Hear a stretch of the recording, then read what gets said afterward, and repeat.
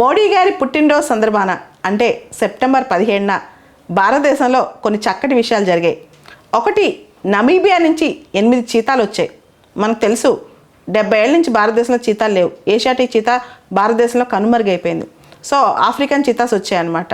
ఇప్పుడు ప్రతిరోజు ఆ చీతాస్ ఏం చేస్తున్నాయి అనేది వైరల్ అవుతుంది. రెండో గొప్ప విషయం, మోడీ గారి పుట్టినరోజున నేషనల్ లాజిస్టిక్స్ పాలసీ 2022 లాంచ్ చేశారనమాట. చాలామందికి తెలియని విషయం లాజిస్టిక్స్, దాన్ని పట్టించుకోని విషయం కూడా. అసలు లాజిస్టిక్స్ అంటే ఏంటి? మనం ఒక రిసోర్స్ని ఎక్వైర్ చేసిన దగ్గర నుంచి ఆ రిసోర్స్ని డెస్టినేషన్ చేర్చేంత వరకు దానికి అయ్యే ఖర్చుని లాజిస్టిక్ ఖర్చు అంటారు. అంటే ఉదాహరణకి నువ్వు ఒక న్యాచురల్ గ్యాస్ని ఒక చోట నుంచి ఒక చోట ట్రాన్స్పోర్ట్ చేస్తున్నావు. దానికి పైప్ లైన్ పరిస్థితి ఏంటి, దాని ట్రక్స్ ఏంటి, దాని డిస్ట్రిబ్యూషన్ సెంటర్స్ ఏంటి, దాని స్టోరేజ్ ఏంటి, వీటన్నిటికీ కొంత ఖర్చు అవుతుంది అనమాట. జనరల్గా లాజిస్టిక్ ఖర్చు పెద్ద పెద్ద దేశాల్లో అంటే డెవలప్డ్ కంట్రీస్లో 5 to 9% ఉంటుంది మొత్తం ప్రోడక్ట్ ఖర్చు మొత్తంలో దాని డెస్టినేషన్ చేరేంత వరకు. కానీ భారతదేశంలో దాదాపు 13 నుంచి 14% లాజిస్టిక్సే. 2017లో లాజిస్టిక్స్కి ఇన్ఫ్రాస్ట్రక్చర్ స్టేటస్ ఇచ్చారనమాట. అది కూడా అప్పట్లో చాలా సంచలనమైంది. కొత్తగా ఈ మధ్య ఇన్ఫ్రాస్ట్రక్చర్ స్టేటస్ వచ్చిన సెక్టర్ ఏంటంటే లాజిస్టిక్. అప్పుడు ఇది కోల్డ్ చైన్ కానీ వేర్ హౌస్ ఫెసిలిటీస్ కానీ వీటన్నిటిని బాగా అభివృద్ధి చేయడానికి లాజిస్టిక్స్కి ఇన్ఫ్రాస్ట్రక్చర్ స్టేటస్ ఇచ్చారు. అయితే లాజిస్టిక్స్ బాగా అభివృద్ధి చెందటం వల్ల ఇండియాలో చాలా తక్కువ ఖర్చుకి చాలా విషయాలు మనం చాలా పనులు చాలా వస్తువులు మనం చేసేయచ్చు. దాంతోపాటు 60% ఆఫ్ మన లాజిస్టిక్స్ అంతా ఇప్పుడు కూడా రోడ్ ట్రాన్స్పోర్ట్ మీదే.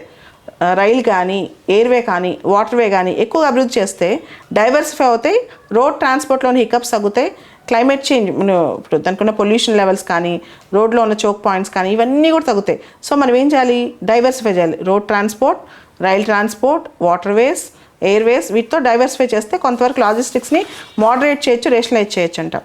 ఓవరాల్గా ప్రపంచంలో వరల్డ్ బ్యాంక్ ఒక రిపోర్ట్ ఇస్తుంది, logistic performance report, logistic performance index అని.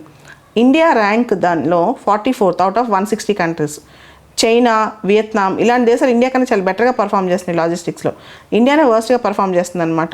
సో లాజిస్టిక్స్లో మనం బెటర్గా పర్ఫామ్ చేయాలంటే మనం డైవర్సిఫికేషన్ అనేది చాలా ఎక్కువగా చేసుకుంటే మంచిది. అయితే భారతదేశంలో ఆల్రెడీ కొన్ని రాష్ట్రాలు, పెద్ద పెద్ద రాష్ట్రాలు, ఆంధ్రప్రదేశ్, గుజరాత్, ఛత్తీస్గఢ్, కేరళ, మధ్యప్రదేశ్ ఇలాంటి రాష్ట్రాలు ఆల్రెడీ వాటికి లాజిస్టిక్ పాలసీస్ వాటికి ఉన్నాయి. దాదాపు భారతదేశంలో 13 రాష్ట్రాలకి ఎటువంటి లాజిస్టిక్ పాలసీ లేదు, అడ్హాకిజమే ఫాలో అవుతున్నాయి అన్నమాట. మన జీడిపిలో లాజిస్టిక్స్కి అయ్యే ఖర్చు దాదాపు 13 to 14% భారతదేశ జీడిపిలో. సో అన్ని రంగాల్లో లాజిస్టిక్ రంగాల్లో ఇది తగ్గించాలని చెప్పి గవర్నమెంట్ అనుకుంటుంది. ఉదాహరణకి ట్రాన్స్పోర్టేషన్లో ప్రస్తుతం 6% ఆఫ్ జీడిపి ఖర్చు అవుతే దాన్ని 4% తగ్గించాలని, వేర్ హౌసింగ్లో 3.5% అవుతుండే దాన్ని 2.5% తగ్గించాలని, ఇన్వెంటరీ కాస్ట్ మన జీడిపిలో 2.5% అయితే దాన్ని 1% తగ్గించాలని, అలానే ప్రాసెసింగ్ అడ్మినిస్ట్రేటివ్ కాస్ట్ 1% అయితే దాన్ని 0.5% తగ్గించాలని అనుకుంటుంది.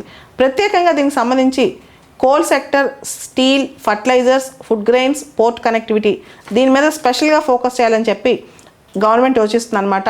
దీని ద్వారా ఇందాక చెప్పాను కదా, లాజిస్టిక్ పర్ఫార్మెన్స్ ఇండెక్స్లో భారత ర్యాంక్ 44 అని చెప్పి 2030 కల్లా టాప్ 25 కంట్రీస్లో లాజిస్టిక్ పర్ఫార్మెన్స్లో మనం ఉండాలని చెప్పి కూడా భారతదేశం కోరుకుంటుంది.